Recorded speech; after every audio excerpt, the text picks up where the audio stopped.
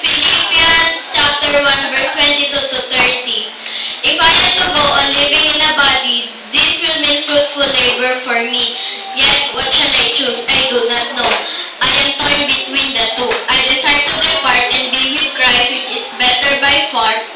But it is more necessary for me that I remain in the body. Convinced of this, I know that I will remain and I will continue with all of you for your progress and joy in faith, so that through my being with you again, your joy in Christ Jesus will overflow on account of me. Whatever happens, conduct yourselves in a manner worthy of the gospel of Christ. Then whether I come and see you or only hear about you in my absence, I know that you stand firm in one spirit, contending as one man.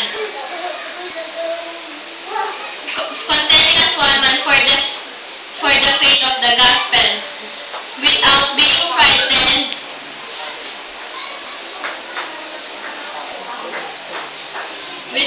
frightened in any way by those who oppose you. This is a sign